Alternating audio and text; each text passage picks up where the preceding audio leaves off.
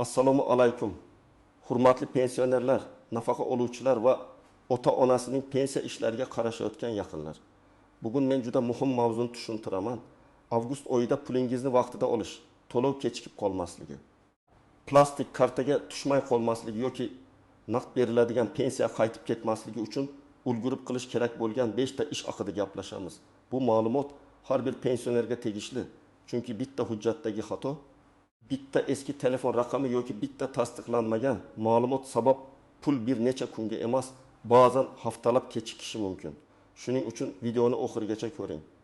Men sizga oddiy tilda qadam-qadam aytaman. Kimlar xavotir olish kerak? Kimlar xotirjam bo'lishi mumkin? Qaysi holatda bankka boriladi? Qaysi holatda pensiya jamg'armasiga murojaat qilinadi? Qaysi hujjatlar kerak bo'ladi? Hozirning o'zida kanalga obuna bo'ling va videoga like bosing. Chunki bu kabi amaliy ma'lumotlar aynan vaqtida kerak bo'ladi. Avval pensiya va nafaqa masalasida ko'pchilik ishni juda oddiy tasavvur qilardi. Pensioner ro'yxatda turadi. Har oy pul keladi. Pochta yoki bank orqali oladi bo'ldi.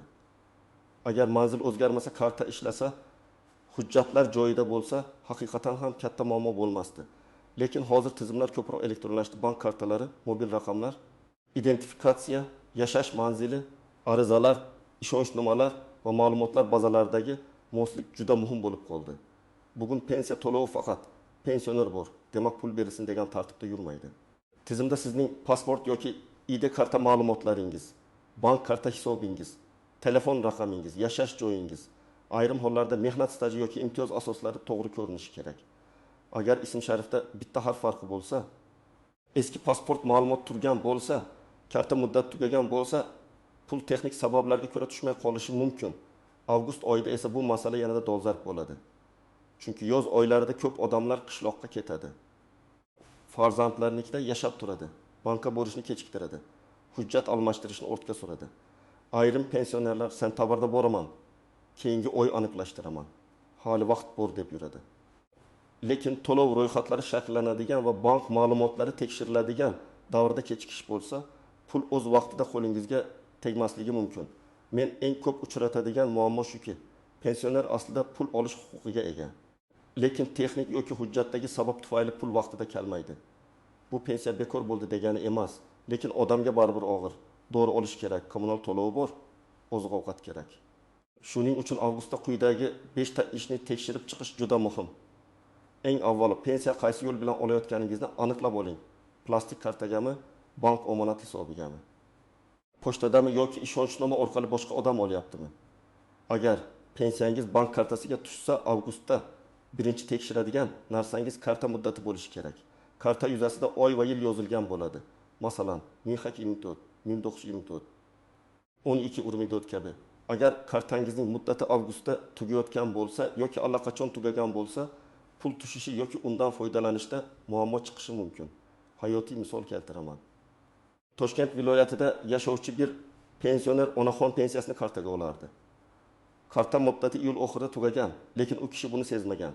Avgust boshida pensiya tushganini eshitadi, lekin bankomatdan ola olmaydi. Sababi karta yaroqsiz. Keyin bankka borish, yangi karta chiqarish, ayrim hollarda hisobni qayta bog'lash kerak bo'ladi. Natijada pul bor, lekin foydalanish kechikadi. Agar u kishi kartani oldindan almashtirganida bu muammo bo'lmasdi. Yana bir holat, pensioner yangi karta ochgan, lekin pensiya jamg'armasiga yoki tegishli organlarga yangi rekvizitlar yetib bormagan. U odam men kartani almashtirdim, endi o'zi tushaveradi deb o'ylaydi. Aslida bankdagi karta almashgani bilan har doim ham to'lov tizimidagi ma'lumot avtomatik yangilanmasligi mumkin.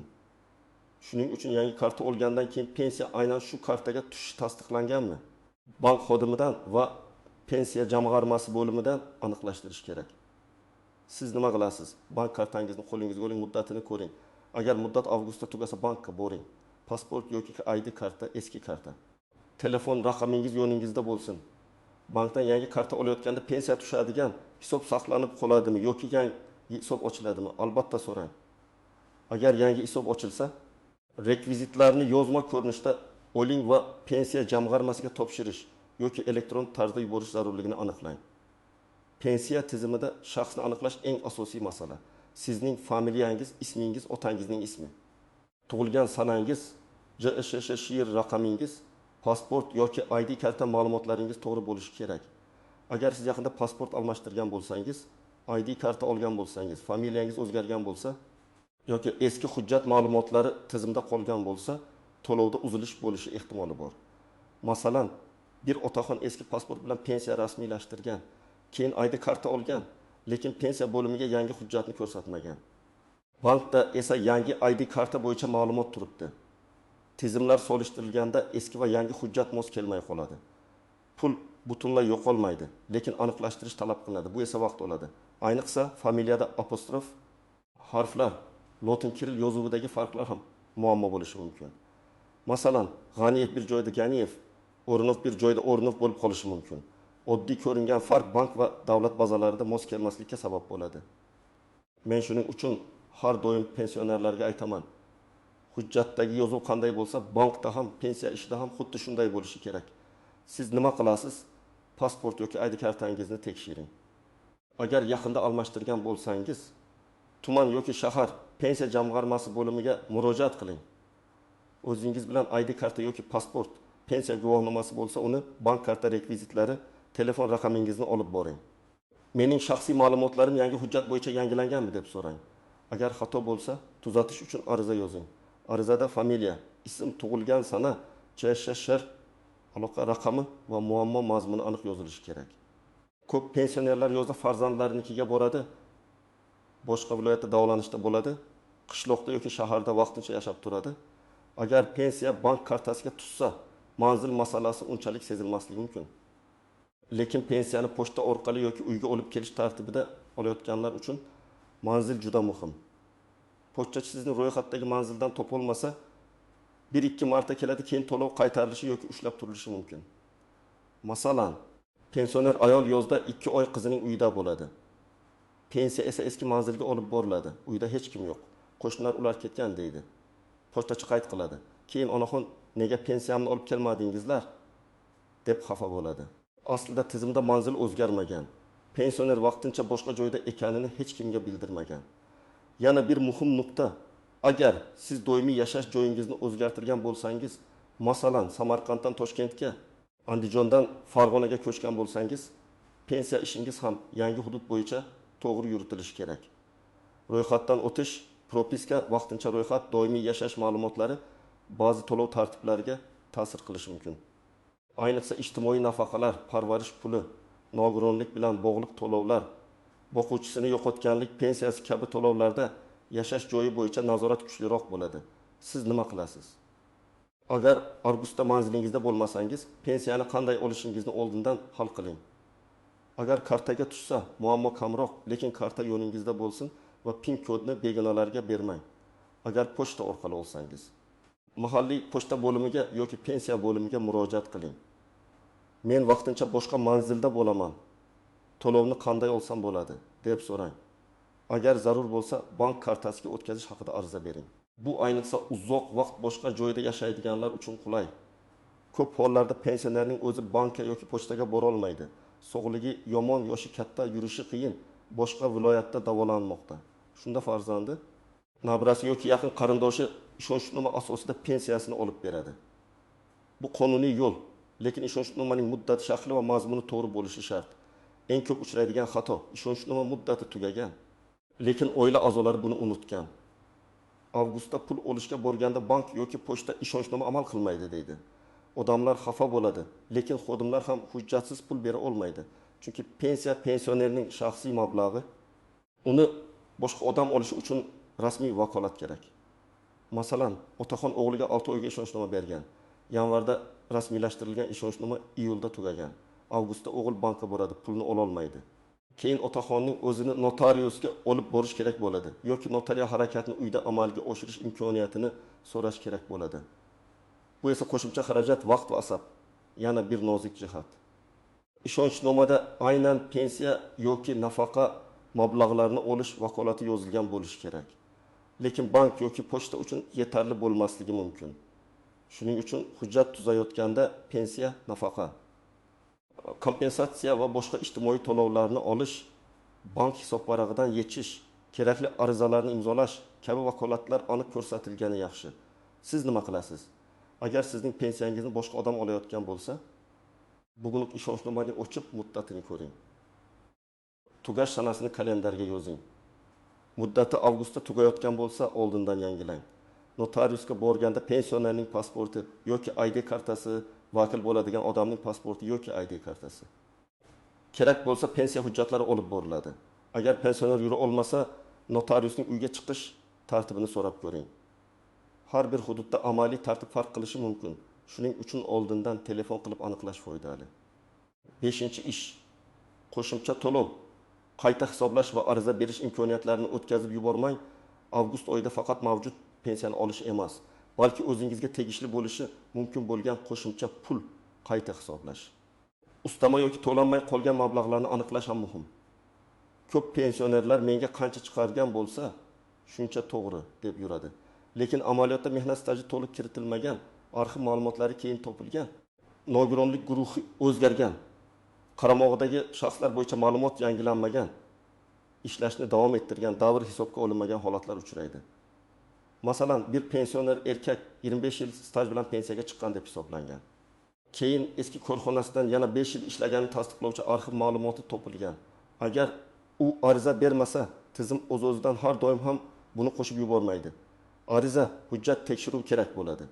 Natijada pensiya miqdori oshishi yoki o'tgan davr uchun qayta hisob-kitob bo'lishi mumkin. Albatta, har bir holatda qonuniy muddatlar va tartiblar bor, lekin murojaat qilmasangiz imkoniyatni boy berishingiz mumkin. Yana bir misol. Pensioner ayol boquvchisini yo'qotganlik pensiyasi oladi, lekin farzandining o'qishi, yosh doir shartlar yoki boshqa hujjatlar vaqtida tasdiqlanmasa, to'lov to'xtashi mumkin. Yoki nogironlik pensiyasi oluvchi shaxs tibbiy ko'rik muddatini o'tkazib yuborsa, to'lovda uzilish bo'ladi. Keyin hujjat tiklanadi, lekin bu orada odam pulsiz qoladi. Shu sabab avgustda mening to'lovim davom etishi uchun qandaydir tasdiq kerak emasmi? degan savolni berish juda to'g'ri. Kimlar albatta xavotir olib tekshirish kerak? Birinchidan, yaqinda pasport yoki ID karta almashtirganlar. Ikkinchidan, bank kartasi muddati tugayotganlar. Uchinchidan, boshqa viloyatga ko'chganlar yoki uzoq muddat boshqa manzilda bo'ladiganlar. To'rtinchidan, ishonchnoma orqali pul olayotganlar. Beshinchidan, nogironlik, boquvchisini yo'qotganlik, parvarish yoki boshqa shartli to'lov oluvchilar. Oltinchidan, pensiya miqdoridan shubhalanayotgan, staji to'liq hisobga olinmagan deb o'ylayotganlar. Kimlar nisbatan xotirjam bo'lishi mumkin? Agar pensiyangiz muntazam kartaga tushayotgan bo'lsa, karta muddati uzoq bo'lsa, pasport ma'lumotlaringiz o'zgarmagan bo'lsa, manzilingiz o'sha bo'lsa, ishonchnoma ishlatmasangiz va to'lov turida qo'shimcha tasdiq talab qilinmasa, katta ehtimol bilan sizda jiddiy muammo bo'lmaydi. Lekin baribir bir marta bank ilovasi, SMS xabarnoma yoki bankomat orqali hisobingizni tekshirib qo'yish zarar qilmaydi. Endi juda muhim nozik joylarni tushuntiraman. Birinchi nozik jihat. Pensiya tushmagan bo'lsa, darhol pensiyamni kesib tashlashdi deb vahimaga tushmang. Ba'zan bank texnik kechikishi, dam olish kuni, bayram ro'yxat uzatilishidagi kechikish yoki karta bilan bog'liq muammo bo'lishi mumkin. Avval bankdan so'rang, hisobga mablag' kelganmi yoki yo'qmi? Agar bank mablag' kelmagan desa, pensiya jamg'armasiga murojaat qiling. Agar bank mablag' kelgan, lekin karta faol emas desa, muammo bank kartasida bo'ladi. Ikkinchi nozik jihat, SMS kelmasa ham pul tushgan bo'lishi mumkin. Ba'zan telefon raqami o'zgargan, SMS xizmat ulanmagan yoki balansda texnik muammo bo'ladi. Shuning uchun faqat SMS ga tayanmang. Bank ilovasi, bankomat, bank operatori orqali tekshiring. Ayniqsa pensionerlar ko'pincha eski raqam ishlatadi. Raqam farzandining nomida bo'ladi. SIM karta yo'qoladi. Telefon raqamingizni ham bankda yangilab qo'ying. Uchinchi nozik jihat. PIN kod va kartani hech kimga to'liq ishonib bermang. Men buni alohida aytaman.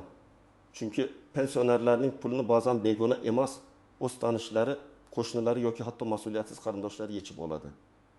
Agar farzandingiz yordam bersa ham, har bir yechimni nazorat qiling. Bankdan chek oling, SMS ulang. Mablag' qachon tushgani va qancha yechilgani ma'lum bo'lsin. To'rtinchi nozik jihat, qayta hisoblash masalasida og'zaki gap yetarli emas. Mening stajim bor edi deyish bilan pensiya oshmaydi.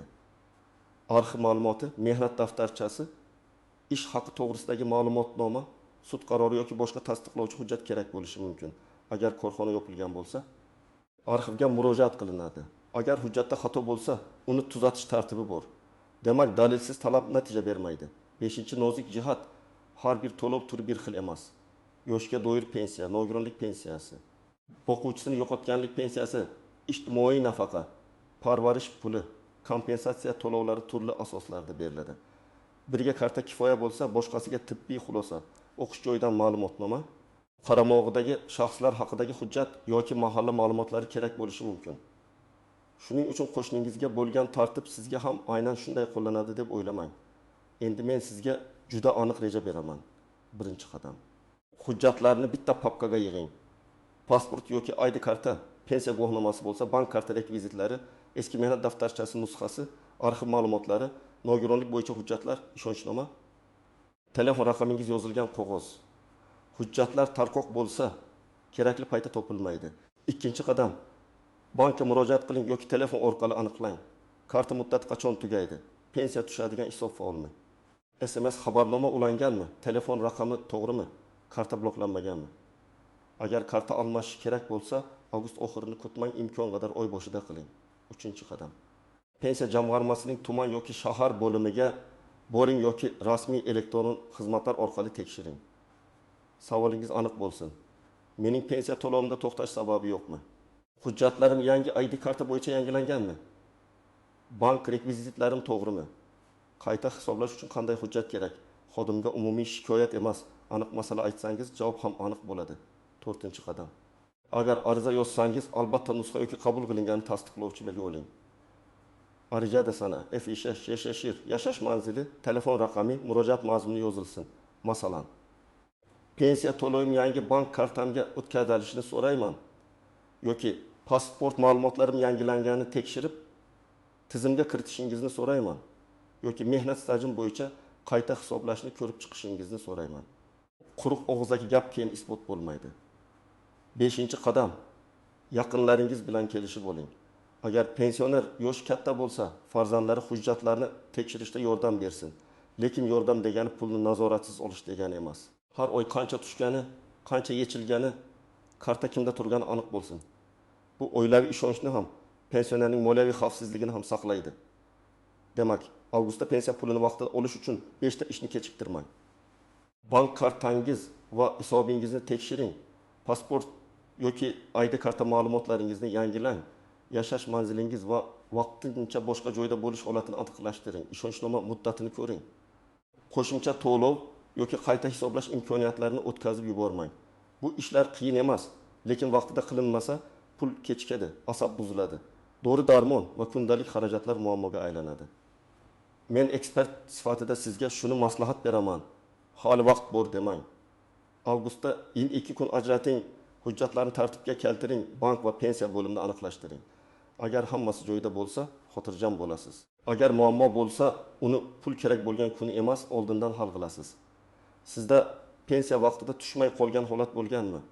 Karta, hujjat, ishonchnoma yoki qayta hisoblash bo'yicha qaysi muammoga duch kelgansiz? Izohlarda yozing. Boshqalarga ham foydasi tegadi. Videoga like bosing, kanalga obuna bo'ling va yaqinlaringizga yuboring. Chunki bu ma'lumot ayniqsa yoshi katta insonlar uchun juda kerak.